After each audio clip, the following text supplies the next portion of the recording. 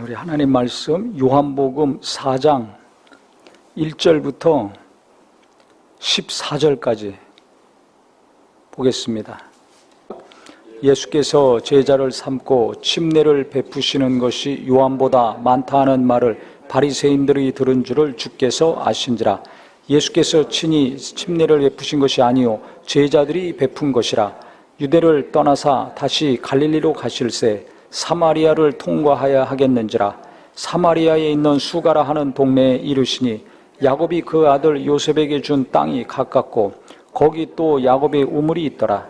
예수께서 길 가시다가 피곤하여 우물 곁에 그대로 앉으시니 때가 6시쯤 되었더라. 사마리아 여자 한 사람이 물을 기르러 왔음에 예수께서 물을 좀 달라 하시니 이는 제자들이 먹을 것을 사러 그 동네에 들어갔음이라라. 사마리아 여자가 이르되 당신은 유대인으로서 어찌하여 사마리아 여자인 나에게 물을 달라 하나이까 하니 이는 유대인이 사마리아인과 상종하지 아니함이로라.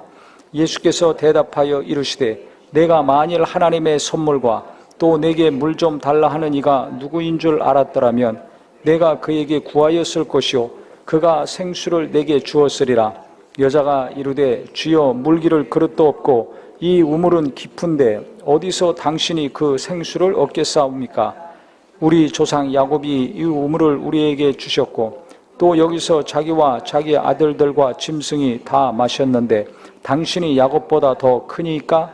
예수께서 대답하여 이르시되 이 물을 마시는 자마다 다시 목마르려니와 내가 주는 물을 마시는 자는 영원히 목마르지 아니하리니 내가 주는 물은 그 속에서 영생하도록 솟아나는 샘물이 되리라.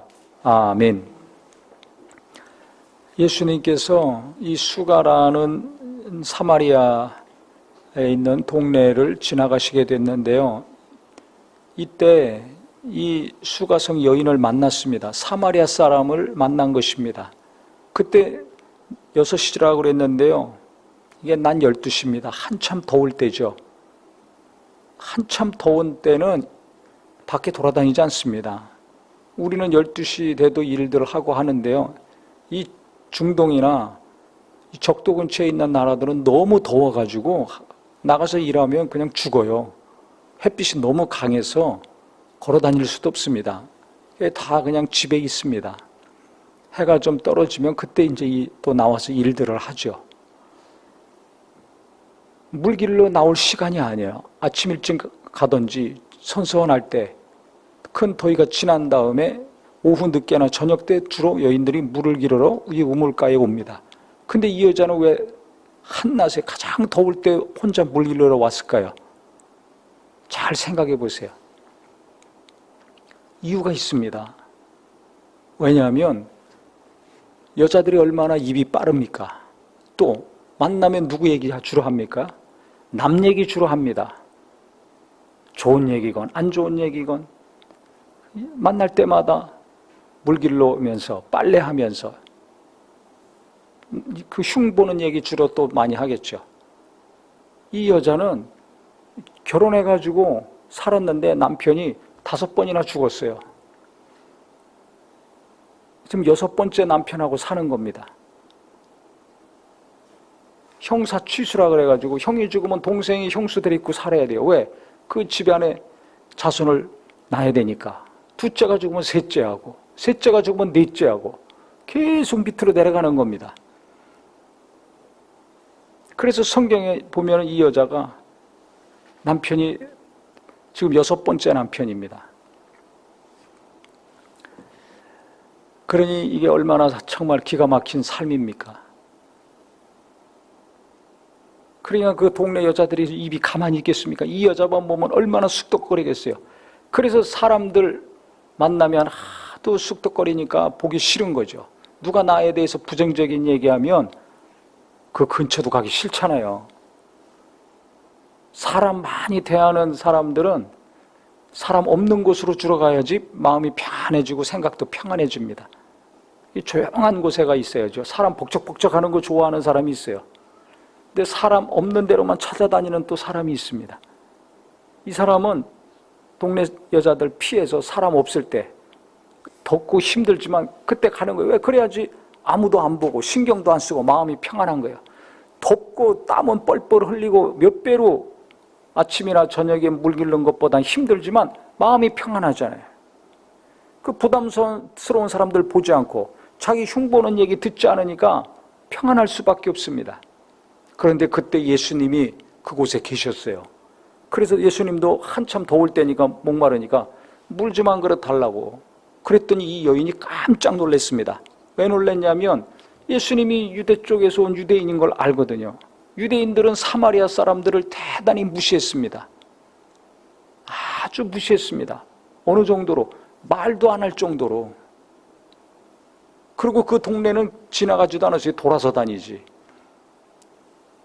왜냐하면 이 북쪽, 남쪽 사마리아, 북쪽 이스라엘, 남쪽 유다로 솔로몬 왕국 이후에 우리나라 남북이 갈라진 것처럼 한민족이었지만 갈라졌거든요. 북쪽의 10지파, 남쪽은 유다와 베냐민, 두 지파, 남북으로 나눠졌습니다. 그래서 북쪽이 국호가 이스라엘이고 수도가 사마리아, 남쪽은 유다고 국호가, 수도는 어디였습니까? 예루살렘이죠.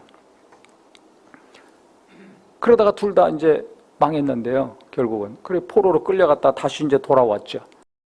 유다 사람들이 북쪽 10지파 사람들을 아주 무시했습니다. 말도 안 하고 그 동네도 비껴다닐 정도로 그렇게 싫어했습니다. 그래서 예수님이 물 좀 달라고 그랬더니 이 사마리아 여인이 깜짝 놀란 거예요. 아니 당신 유대인인데 어찌 사마리아인 나한테 물을 달라고 합니까? 어찌 말을 겁니까? 어찌 부탁합니까? 지금까지 이런 일이 없었는데. 그러니까 놀랄 수밖에 없는 거예요. 제자들도 와가지고 이 여인하고 얘기하고 있으니까 아니 선생님, 아니 왜 저 사마리아 여자 저 여인하고 막 대화하고 상종하고 그러십니까? 제자들도 뭐라고 하잖아요. 그냥 이들은 어려서부터 오래된 이게 전통이고 풍습이었습니다. 말도 섞지 않고 쳐다도 안 보고 근처도 안 가는 것을 유대인들은 당연하게 여겼어요. 사마리아 사람들 무시하는 거 아주 당연하게 여겼습니다. 그러니까 제자들도 그런 말을 한 거거든요. 시대적인 배경을 잘 알면 우리가 성경을 더 잘 이해하고 은혜가 깊어질 수가 있습니다. 이런 배경하에서 우리가 그걸 잘 보면요. 핵심은 뭐냐면 이런 상황인데도 예수님이 먼저 다가가셔서 물 좀 달라고 하시고 말을 거셨잖아요. 여기서 우리가 먼저 배워야 될 것은 남들이 아무리 싫어하고 배척한다고 하더라도 예수 믿는 사람은 그렇게 하면 된다 안 된다? 안 됩니다.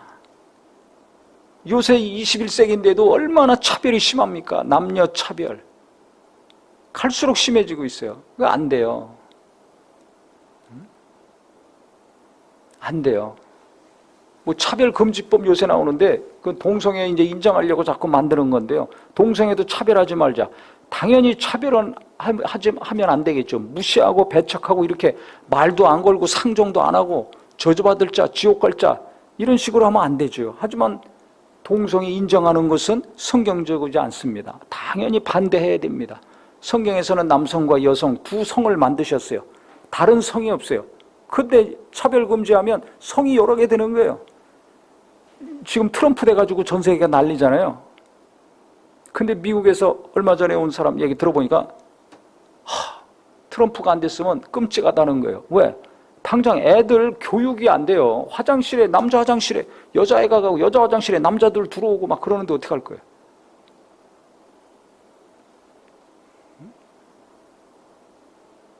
이게 말할 수도 없어요. 그 부모 입장에서는 안심이 되는 거예요.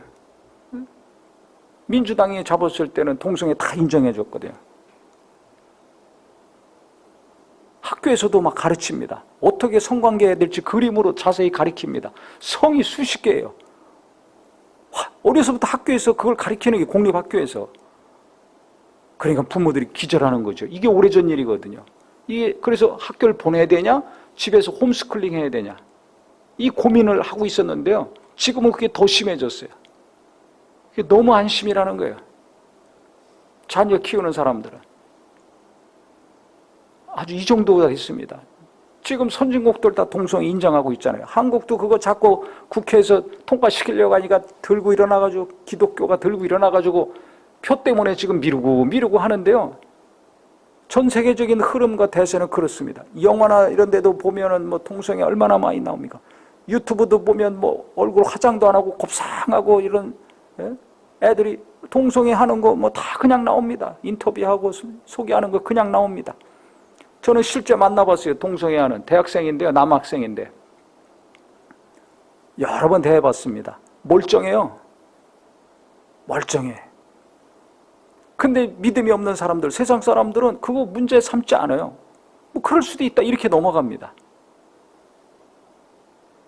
지금 그 정도입니다. 아니 뭐 이런 매체를 통해서도 뭐 나오는 상황이고 하니까. 그렇기 때문에 우리가 동성애는 찬성할 수가 없어요. 절대 반대해야 됩니다. 하지만 동성애 한다고 차별하거나 무시하거나 배척하거나 이렇게 상종도 안 하고 짐승 취급하는 것은 잘못된 거죠. 그것뿐만 아니라 남녀 간에도 마찬가지예요. 나랑 뭔가 다르다고 차별하고 배척하고 무시하고 하는 거 성경적이지 않습니다. 이걸 우리가 분명히 해야 됩니다. 그래서 자녀들한테도 나중에 잘 물어봐야 돼요. 얘가 도대체 자기 성에 대한 정체성이 분명한가 아닌가. 그 다음에 누구를 만나는데 과연 이게 동성을 만나고 있는가 이성을 만나고 있는가. 자기도 모르게 동성애에 대한 감정이 생길 수 있어요. 좋아하는 감정, 사랑하는 감정이 생길 수 있어요. 이게 어려서부터 생길 수도 있습니다. 근데 애들이 이거 부모한테 절대 말 안 하죠. 제가 만난 사람도 자기 부모는 몰라요. 절대 말 안 한다는 거예요. 왜 그러냐 그랬더니 부모님이 충격받아 쓰러질까 봐. 그걸 자기도 알아요. 자기가 동성애자랑 사랑하고 연애하고 있는 걸 알면 충격받아 쓰러질 거라는 거예요. 사람들이 어떻게 자기를 대해야 될지 뻔히 아는 거죠. 근데 이걸 끊지를 못하는 거예요. 끊지를 못해. 그 옆에 사람들은 그 상대방이 딴 남자 만나가지고 또 바람 피고 있으니까 얘가 가슴앓이 하는 거예요. 남편이 바람나면 아내가 소갈이 하듯이 그 짝이에요. 그 주변에서 야 너 그러면 다른 애 만나? 그래서 또 다시 시작하면 되지 왜 걔를 못 잊어가지고 그렇게 괴로워하냐. 다른 사람 만나면 되잖아. 그래서 다시 시작하면 되잖아. 막 이렇게 부추기죠. 제가 목사인지 아니까 한마디 했어요. 너 내가 가만히 보니까 이게 나중에 어른들이 바람나면 배우자가 속 썩는 거랑 너 지금 상황이 똑같다. 다 젊은 사람들이니까. 그러니까 맞다고. 그러니까 이제 자기 마음을 알아줬잖아요. 바람난 남편 때문에 속 썩는 아내 입장하고 네가 똑같다. 그러니까 그다음부터 이제 말이 들어가는 거죠. 공감해 주니까. 그래서 제가 생전 처음 태어나서 동성애자 직접 대화도 해보고 여러 번 만나봤습니다. 그 샌프란시스코는 동성애 그 본산지예요. 거기 가면 대낮에도 막 근육이 이러고 막 갑바가 이렇게 나오냐. 남자들이 서로 껴안고 사람들 많은 데서도 얼마나 쪽쪽거리는지 소리가 나요. 왜 그런가 봤더니 남자 둘이 그렇게 끌어안고 뽀뽀를 하는 거예요. 뭐라고 하는 사람 아무도 없습니다. 그러니까 세상은요, 벌써 로마서에도 동성애 금지시켰죠. 그때도 벌써 동성애자들이 있었어요. 요즘만 난리치는 게 아닙니다. 그래서 우리 성도님들은 당장 내 가정에서부터 내 가족들 중에 이런 사람이 있을지 모르니까 잘 기도하고 대화를 항상 잘 하시고 그래야 깊은 대화까지 하잖아요. 그래서 그때 뭐라고 충격받지 마시고 또 뭐라고 막 쏟아내지 마시고 지혜롭게 공부도 하시고 기도도 많이 해서 하나님이 기뻐하시는 길을 가게 해야 됩니다. 그냥 배척하면 안 돼요. 무시하면 안 돼요. 그래서 예수님은 다른 사람들 다 유대인들이 무시하는데 가서 대화를 하셨는데 무슨 얘기를 하셨는가? 우물가에서 목마르니까 물을 드시면서 하신 얘기가 이 물을 먹는 자는 다시 목마르려니와 그랬어요. 물 날마다 먹어야 되잖아요. 날마다 물 길러 와야 됩니다. 당연한 말씀 아닙니까? 근데 내게 와서 내가 주는 물을 먹는 자는 영원히 목마르지 아니하리라 그랬습니다. 나를 믿고 내 말을 믿고 하는 사람은 영원히 목마르지 않는다. 영원한 생명을 얻는다. 이 말씀이죠. 인자가 온 것은 영생을 주러 오셨어요. 예수님이 오신 것은 영원한 생명을 주러 오셨다는 것을 이렇게 말씀을 하신 것입니다. 나중에 이 여인이 얼마나 고생하며 살았는지 예수님이 알아주시니까 이 여자가 동네로 뛰어가가지고 전도해가지고 그 동네 사람들 다 구원시켰죠. 내가 말도 안 했는데 내 살아온 삶을 다 알고 계셔. 너무 위로받고 기쁨이 넘친 거예요. 이분이 진짜 메시아구나, 우리를 구원하러 오신다는 분이 있었는데 바로 이분이구나. 그래가지고 가서 동네를 다 변화시킨 겁니다. 저는 이 물을 먹는 자마다 다시 목마르려니와 내게 와서 내가 주는 물을 먹는 자는 영원히 목마르지 아니하리라. 이 말씀을 대할 때마다 항상 은혜 받습니다. 오래전부터 오늘까지 계속 은혜가 됩니다. 왜냐하면 세상을 살아보니까요, 아무리 좋고 멋있고 맛있고 화려하고 뭐 도움이 된다 할지라도 그것은 그때로 뿐입니다. 해보셔서 알잖아요. 맛있는 거 먹고 싶어서 멀리까지 가서 비싼 돈 주고 먹지만 그때뿐입니다. 그 다음엔 허무해요. 허무해. 또 그걸 먹고 싶죠. 보는 것도 그렇고 입는 것도 그렇고. 그게 왜 그렇습니까? 성경에 분명히 얘기하고 있어요. 눈에 보이는 것은 잠깐이고 보이지 않는 것은 영원하다고 그랬습니다. 보이는 것은 잠깐입니다. 육체도 길이길이 살 것 같지만 이게 잠깐이에요. 잠깐입니다. 연세 드신 분들은 얼마나 이 세월이 빨리 가는지 실감합니다. 왜? 내가 벌써 이렇게 쭈글쭈글 늙었나? 저도 지난주 30년 만에 만났어요. 다 머리도 혀지고 얼굴도 쭈글쭈글하고 그렇게 젊을 때는 팽팽하고 쌩쌩했는데 초롱초롱했는데 부부끼리 만났는데 저희 부부나 그 집 부부나 그냥 다 늙어서 쭈글쭈글하고 허해가지고 다 왔더라고요. 그 바로 30년 전이 엊그저께 같은데 20대 중반 후반 엊그저께 같은데 지금 60 넘어서 다 쭈글쭈글 해가지고 왔어요. 30년도 더 됐네. 안 지난. 근데 헤어지고 그 다음에 만난 건 이제 30년 정도 되는데요. 20대 때 봤다가 지금 봤으니까 세월이 이렇게 빨리 갔나. 엊그저께 같은데 그 얼굴이 완전히 다른 얼굴이 돼 있으니까 그분들만 그래요? 나도 그렇지. 누구나 그런 거예요. 이제 죽음을 생각해야 될 때가 왔습니다. 언젠가는 죽습니다. 금방이에요. 살아있으니까 보고 느끼고 체험하고 만나고 하죠. 살아있는 날 하루하루가 감사한 거 아시기를 바랍니다. 언젠가는 이 세상을 떠납니다. 누구나 다 떠납니다. 늙는다는 것은 뭐예요? 한참 살다가 꺾어지는 거예요. 그다음 흙으로 가는 겁니다. 땅을 향해서 자꾸 가는 거예요. 그래서 허리도 꼬부러지고 몸도 오그라드는 거예요. 누우면 편하죠? 그 땅으로 가면 편하네요. 왜? 영혼이 자유케 되니까. 육체에서 나와서 자유케 되니까. 근데 이 영혼이 어디로 가요? 예수 믿고 영생 얻어야 좋은데 예수를 안 믿으면 어떻게 됩니까? 이게 그때부터 이제 애통하고 고통스러운 삶이 시작이 되는 거죠. 그러니까 이 물을 먹는 자는 다시 목마르려니와 이 땅의 육체의 삶은 일평생 목마를 수밖에 없다는 겁니다. 부자도 목마르고 가난해도 목마르고 건강해도 그렇고 병들어도 그렇고 이 땅의 육체의 삶은 눈으로 볼 때 천차만별인 것 같지만 각각 다른 것 같지만 똑같습니다. 잠깐이에요. 보이는 것은 잠깐입니다. 잠깐인 데서 무언가 큰 위로를 받고 안식을 얻고 평안을 누리고 기쁨을 얻으려고 하니까 이게 무언가 문제가 되는 거예요. 언젠가는 끝나는데 이건 잠깐인데 눈에 보이지 않는 것이 영원하다고 그러죠. 하나님 눈에 안 보여요. 영원합니다. 우리 영혼도 눈에 안 보여요. 영원히 삽니다. 그러니까 성경은 육체가 있고 영혼이 있다는 것을 너무 정확하게 말하고 있습니다. 그러니까 내가 육체만을 위해서 살다 보면 그 사람은 날마다 목마르고 날마다 공허하고 날마다 허무한 삶을 살 수밖에 없는 거예요. 왜 우울증이 늘어나는가? 눈에 보이는 것만 자꾸 추구하고 쫓아가다가는 그렇게 될 수 있습니다. 이 물을 먹는 자는 다시 목마른다고 그래서 아무리 시원하고 아무리 물맛도 좋고 아무리 내 기분을 좋게 하고 내 육체에 힘을 준다 할지라도 다시 목마르려니와 또 물 길러 와야 됩니다. 또 물을 먹어야 됩니다. 근데 내가 주는 물을 먹는 자는, 예수를 믿고 예수의 말씀을 믿고 의지하는 자는 영원히 목마르지 않는다 그랬어요. 계속해서 만족이 있다는 겁니다. 그걸 어떻게 합니까? 저는 성경을 읽을 때 그걸 알아요. 성경을 계속 보다 보면 이게 말씀이 영이잖아요.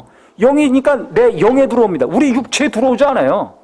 성경 보는데 무슨 육체가 배부르고 만족합니까? 그런 거 없습니다.